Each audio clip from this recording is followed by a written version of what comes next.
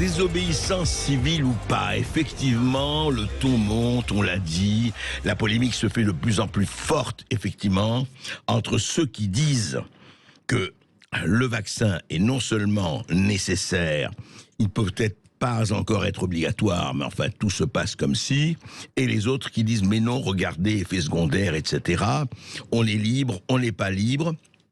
Et puis, chaque jour apporte sa pierre ou son pavé dans la mare. Avant-hier, c'était tout simplement le ministre de la Justice, Éric Dupond-Moretti. Voici ce qu'il disait à Radio J. Écoutez. Ceux qui refusent le vaccin, c'est jusqu'au boutiste. En réalité, sont une faille dans notre système. Ces vaccins, ils sont faits pour protéger nos compatriotes. Et moi, on me parle de liberté en nous expliquant que ces dispositions, notamment le pass sanitaire, c'est absolument liberticide, comme si la liberté permettait aux gens de contaminer les autres. C'est comme Et donc de tuer, alors. Et donc de tuer. Et donc de tuer, donc c'est license to kill, comme pour James Bond, permis de tuer. Bonjour Fabrice Divisio.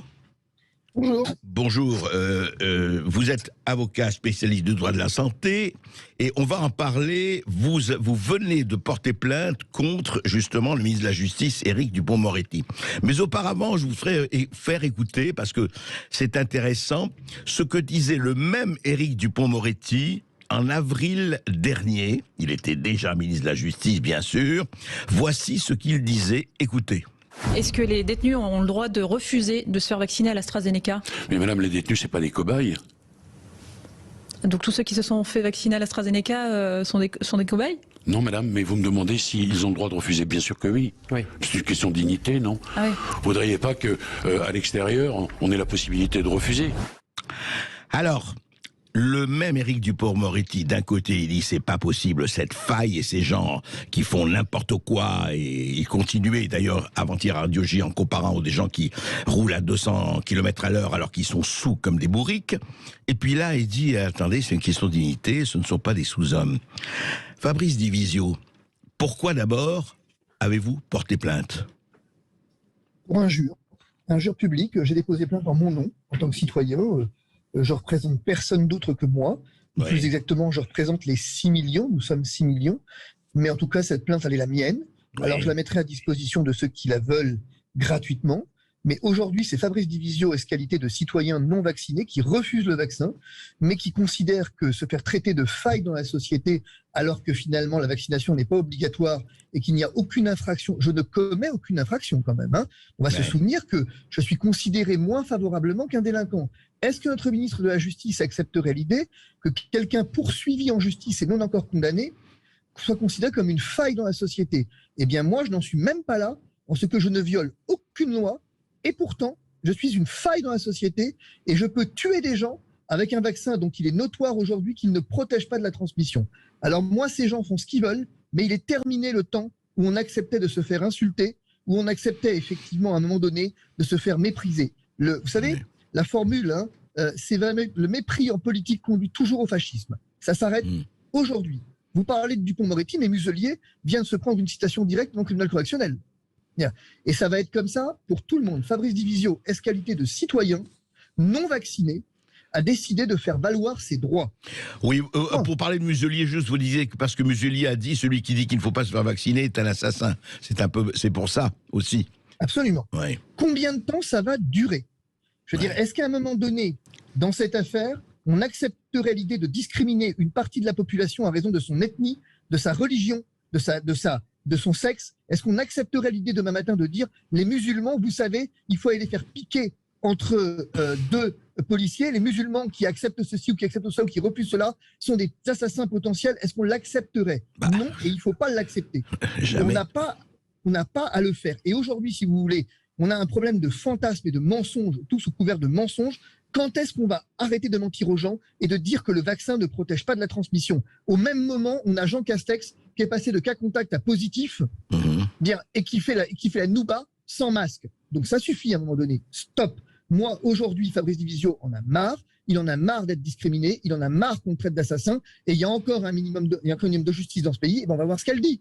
C'est tout. Et si vous voulez, un dernier point quand même qui est intéressant, c'est qu'aujourd'hui, on me reproche mon langage un peu parfois cru et mon langage vif et que je revendique parce que c'est le dernier rempart. Va-t-on encore nous empêcher de nous indigner après avoir voulu nous enfermer, nous déporter dans des camps, après à vouloir ne pas nous rembourser les soins, nous traiter d'assassins? Il faudra maintenant que nous nous taisions en plus? Eh ben non, eh ben on se taira pas. Oui. Mais alors, Fabrice Divisio, pour avancer un peu, justement, qu'est-ce qui peut se passer? Parce que, évidemment, le discours officiel, et d'ailleurs le discours partagé par un certain nombre de gens, de bonne volonté en plus, disent, mais attendez, arrêtez, le vaccin, il faut le faire, il n'y a pas d'autre solution, 3e dose et plus si affinité, et ils vous disent, écoutez, oui, certes, il n'empêche pas la transmission, ça tout le monde l'admet aujourd'hui, mais il protège des formes graves. Et en fait, l'histoire de la liberté de se vacciner ou pas, qui est toujours brandie officiellement, mais est-ce qu'elle n'est pas contrée par le pass sanitaire, puisque si vous n'avez pas de pass sanitaire, vous ne pouvez aller... pas nulle part, mais enfin, vous êtes très restreint dans vos libertés. Pardonnez-moi, cher monsieur, mais j'appartiens à un ordre professionnel qui, quand même, le barreau de Paris, au mois de juillet, avait publié un communiqué de presse dans lequel, effectivement, il expliquait que le pass sanitaire constituait une incitation à la vaccination. En cela, il avait raison. C'est bien une incitation à la vaccination. Et c'est bien ce qui est interdit, d'ailleurs. Alors maintenant, si vous voulez, ce qui est extraordinaire, c'est que le Conseil d'État, après avoir dit qu'il ne fallait pas, a dit « ouais, mais c'en est pas une ».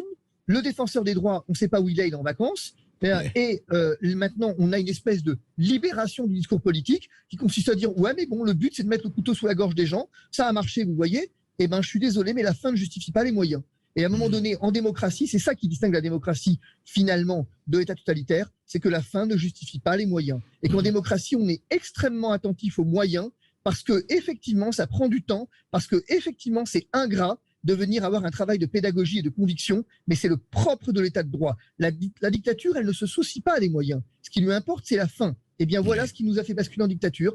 Ce qui nous a fait basculer en dictature, c'est le fait qu'on a eu un projet sur la fin, sans se soucier des moyens, et qu'on a accepté l'idée qu'on puisse mettre le couteau sous la gorge des gens pour parvenir à une fin que l'on considérait bonne, et à propos de laquelle, d'ailleurs, ça se discute. Oui, mais vous allez jusqu'à dire aujourd'hui, Fabrice Divisio, qu'on est quelque part en dictature?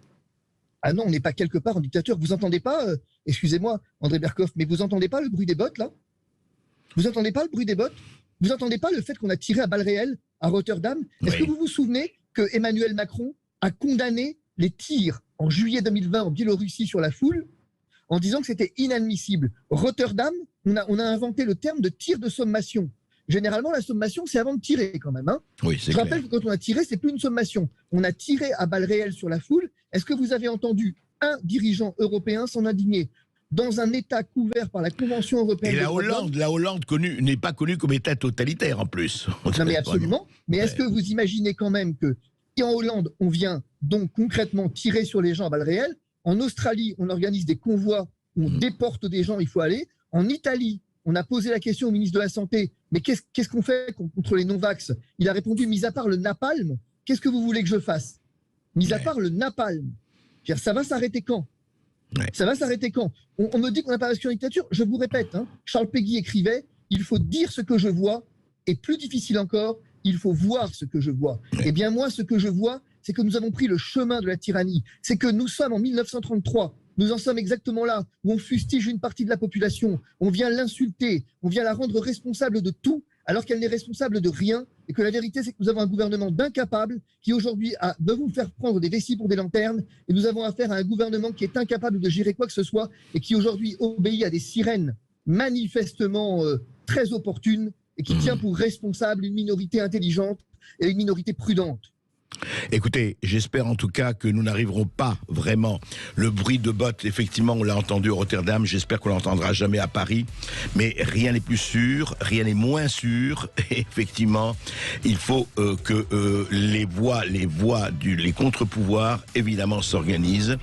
Et vous en faites partie, Fabrice Divisio. Merci en tout cas de votre témoignage.